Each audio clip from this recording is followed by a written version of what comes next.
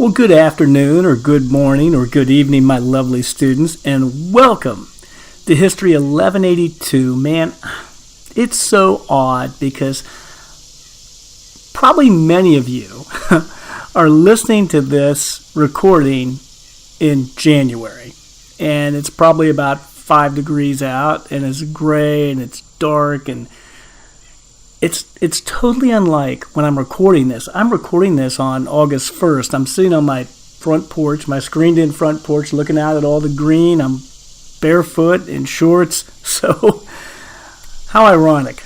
Okay, enough of that. I have to give you the essential questions for this presentation. And, wow, this stuff is not familiar to a lot of you. The great thing about this course, though, is we're going to go from the unfamiliar up to the extremely familiar, because by the time we're done, right around graduation time, we're going to come up right into the contemporary world, which is awesome.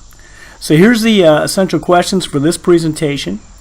The first one is, why was the Indian Ocean such a vibrant commercial area in the year 1450? We're going to learn about all the amazing trade that was taking place in this vital body of water. Number 2, we're going to talk about China. We're going to talk about this massive, important country that reasserts itself, claims its national identity, and then that national identity is immediately threatened once again. So number 3, we have to deal with this fascinating topic of xenophobia. And what the heck is xenophobia? Very powerful concept, not just then, but today as well. And finally, we're going to talk about how the Industrial Revolution in Europe impacted China, the region. The impact is going to be profound. So buckle up, people. Let's get started. Hey, one thing that I think is kind of cool, and I neglected to mention this in the previous recording because I just listened to my recording. I said, oh, wow, you can hear the cicadas in the background. That's what that bzzz sound is. Those are bugs, man. And they're asleep when you're listening to this. They're buried under ice and snow. Hallelujah. Okay, so let's get to this. We're going to start this class in 1450. And we're going to start this class in a really cool place, which is the Indian Ocean. Now, the Indian Ocean, as you can see in this map here, is such a strategic body of water, and strategic means in a very important place. I mean, look up here, you have India, the second largest country in the world today, and it was huge back then as well. And then you have China over here to the upper right. China is the largest nation in the world today. So these are huge population centers. And this Indian Ocean acts like this massive interstate highway system of trade. Now, before we go any further, I want to show you a couple more places. You have India up here, you have China over here, but you also have Malaysia, Indonesia, the Arabian Peninsula, and East Africa. These are hugely significant areas. In between modern Malaysia and Indonesia, there's this important strait called the Strait of Malacca, which is this narrow through where all this trade worked its way through. Now, it's kind of interesting. There were important ships that were used to conduct this trade. I'm going to show you a picture of each right now. There is the Malay Zhong, the Arab Dhow, and the Chinese Junk. These were the ships that traversed this amazing body of water in 1450, and this trade was vibrant. So understand how this body of water was an important center of the world in 1450. Hallelujah. One thing that a lot of American students don't really grasp is how incredibly advanced Islamic society was in comparison to Europe prior to the Industrial Revolution. Now, when you think about the Arab world, you're thinking about Western Asia, Northern Africa, Southeastern Europe. So this part of the world prior to the European Industrial Revolution was the technological technologically most advanced part of the world. Now that had a big impact on trade in the Indian Ocean. And there were two reasons for that. When countries become affluent, wealthy, the demand for foreign products goes through the roof. That's what you see in the United States. I mean, most of us consume mass quantities of products from other countries. I know I certainly do. I know you do too. Come on, man. So that's one thing. Tremendous demand in the Arab world for products from places like China and India and Malaysia and Southeast Asia. The other thing is this incredible desire to spread the Islamic faith. Many of you have heard the term evangelism before in relation to Christianity, the concept of being a missionary and going out to a place and converting people and helping people. Same thing is true in Islam. So not only do you have this tremendous desire for products outside the Arab world, the Islamic world I should say, but you also have this tremendous drive to spread the Islamic faith. Now let's get specific and focus on the incredibly important place called China.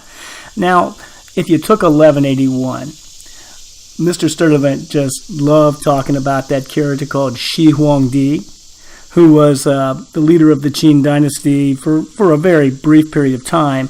And then after that, there was a period of stability under a dynasty called the Han Dynasty, which ruled China from 200 BCE to 200 CE. And then China went through some various phases of dynasties, but none matched the grandeur of the mighty Han. So China went through a period of relative decline, not incredible decline, but there was a period of decline. That all changed in the 1200s with the arrival of the Mongols, who came in and torched the place and occupied China for about 100 years. Now we're going to start focusing on China in the year 1368, because that is the year that the Ming Dynasty overthrows the hated outsiders, the hated Mongols, and gives China its identity back. Now, one thing about these Ming monarchs is they are obsessed with trade with the outside world and trade across the Indian Ocean, and so they're going to be hyper-focused on controlling this trade. When the Ming took over in China in 1368, China had just been through this extremely humiliating phase of its history where it was dominated by outsiders, in this case, the Mongols. So they reacted in a very interesting way. Now, we just had this presidential campaign in 2016 in which one of the candidates, Donald Trump, obviously, had a slogan which was "Make America Great Again." In other words, there was this feeling that we needed to reassert our prestige and authority, and this message was popular with many voters. Now, the Ming went through something like this. What they did, not long after they took power, was really interesting and really cool. Now, you might remember a similar episode in American history. There was a guy by the name of Teddy Roosevelt who had this massive flotilla of impressive naval vessels that he sent around the world. It was called the Great White Fleet. And ostensibly this was for a goodwill mission, but obviously it was to impress potential allies and intimidate potential adversaries and show the world that, hey, America's power is here. Well, the Chinese went through something very similar to that.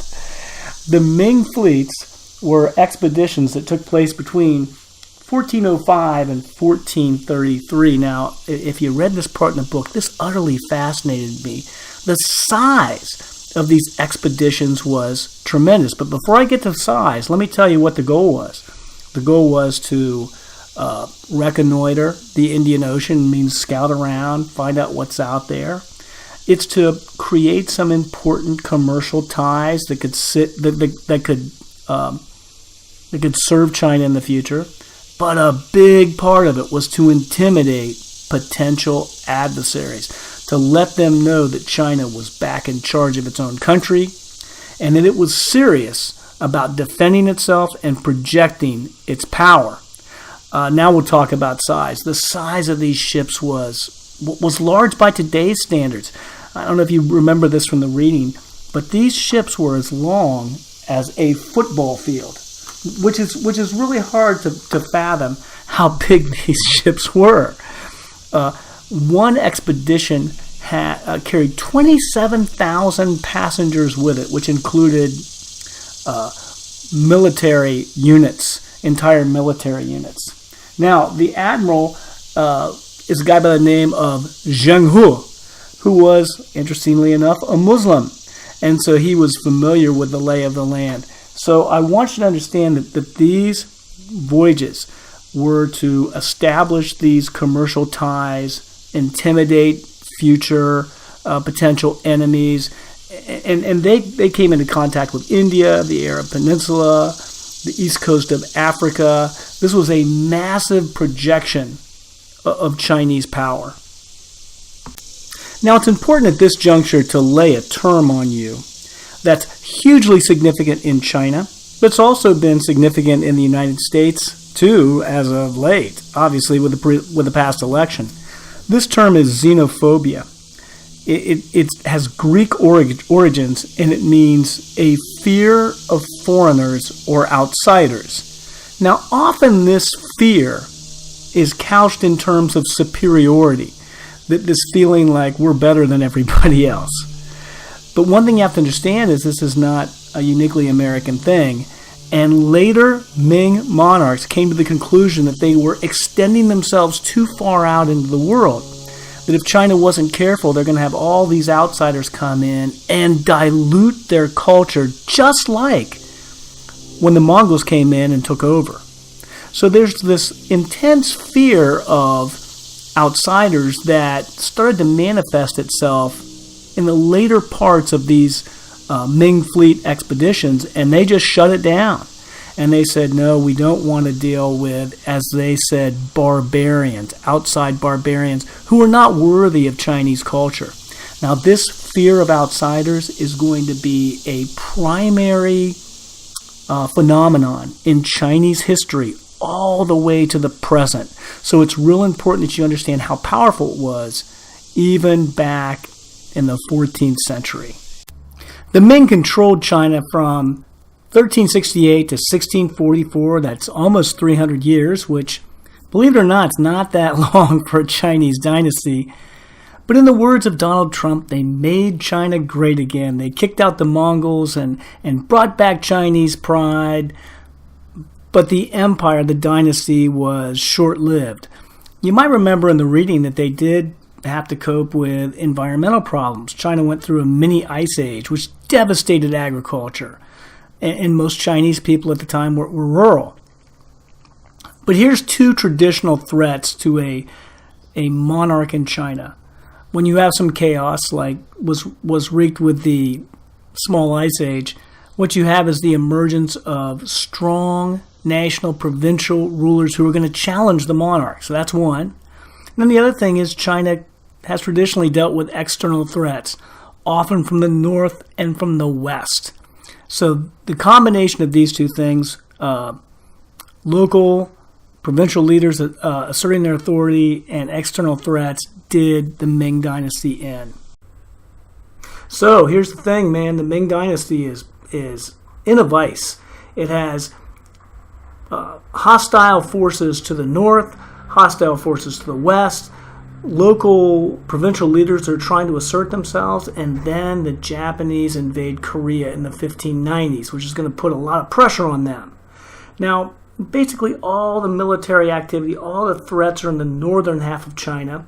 So one interesting byproduct of this is this mass migration of Chinese to Southeast Asia, to the prosperous areas benefited by the Indian Ocean trade, like Malaysia and Indonesia, the Philippines, Vietnam. So this tremendous migration of ethnic Chinese. And then the other thing that happened, which is really interesting, the Ming Dynasty recruited a group of people to help them defeat the Japanese in Korea.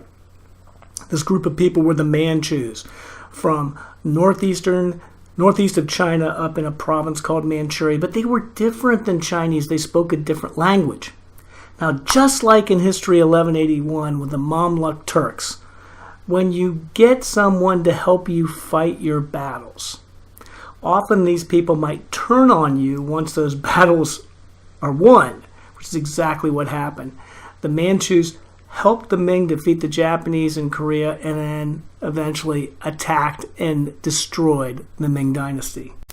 The Manchus saved China from Japanese invasion, and so they took over the country as compensation. And this became the Ching Dynasty. Now, the Ching Dynasty did a lot of things that the Ming Dynasty did very successfully. They pacified the nation. In other words, they made sure to secure the borders, both in the north and the west, and even the northeast in terms of Korea. They made China great again. And then they focused a lot on infrastructure. I think you might remember from 1181 the Great Magic Canal that linked the north-flowing rivers with the south-flowing rivers in China, built by Shi Huangdi. Well, they went in and they rebuilt this canal. It was a tremendous sense of national pride. The emperor by the name of Kangxi, who ruled from 662 to 722, is a perfect example of a Qing monarch. Now, this is going to set up this situation, this very odd situation that takes place throughout Chinese history. It's not unusual to name a king when they are extremely young, and then regents, advisors to the king, can influence that king to the point where they are the de facto leaders of the country. Well, Kangxi actually had the wherewithal, when he was about your age to see this coming, had all of them executed, which is going to be another tradition in Chinese history, executing of regents. Now, one thing that the Qing Dynasty did, which was unfortunately a lot like the Ming Dynasty, is they had this incredible xenophobia, and they had this disdain for anything that was non-Chinese. So they set up this port in southern China called Canton. And this port city of Canton is the only place where products from the outside can come through. And that's going to be a major source of contention for the foreseeable future. The Qing xenophobia is a heck of a lot more serious than the Ming xenophobia. And that's because the world is evolving. This is the 1700s, the 18th century. And what's going on in Europe is the Industrial Revolution. So Europe is spiking in terms of its technological evolution. And this technological evolution is going to give them advantage over the rest of the world, particularly in terms of their military technology. So while the Qing Chinese are sitting there with their air of superiority, and they're feeling that they can't interact with the outside world because the outside world is barbaric and will dilute them, is actually falling behind the rest of the world in terms of technology. And when these military conflicts come, they're going to come, the Chinese are going to be fighting with outdated military technology, and they're going to get wasted. So this xenophobia at this point is incredibly debilitating. So you might be asking the question, what was the big deal about China? Why was it such an important place? I'm going to bounce a number off of you. The population in China in the year 1800 was 350 million. That's more people than are in the United States today. Now, you need to put this in perspective. The world population in 1800 was 1 billion. So 35% of them lived in one country, and 350 million people is more people than lived in the entire continent of Europe. So these people who lived in this nation were seen as a tremendous market to purchase industrial products from Europe, because that's part of it. The other part is they had this unique product that was very popular in Europe, and that was tea. And so the combination of having a product that everyone loved, probably were addicted to, and having the ability to purchase lots and lots of European manufactured products made China exceptionally attractive to Western Europeans.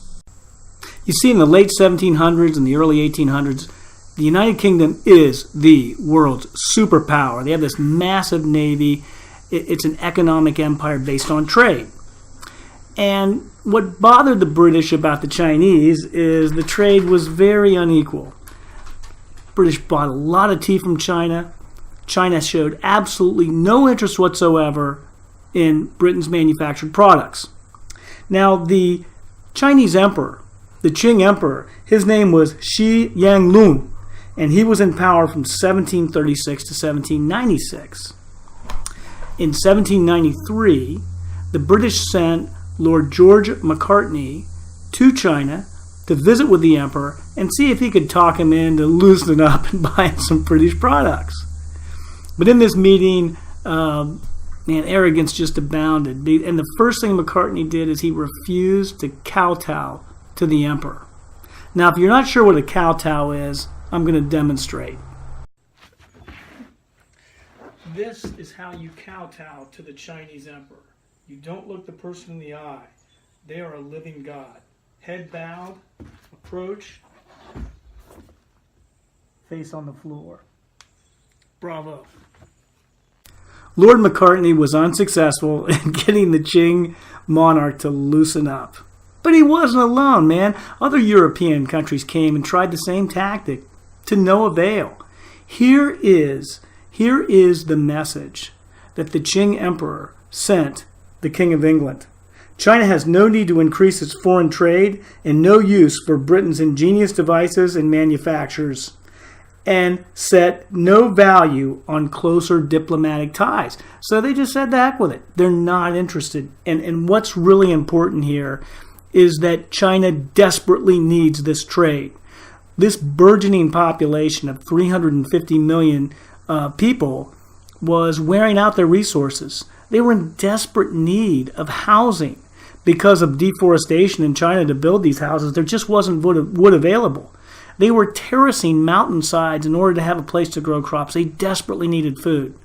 So this arrogance on the part of the British for not kowtowing and arrogance on the part of the Chinese for not loosening up and buying some foreign products hurt both nations. And there's a big showdown coming. Stay tuned.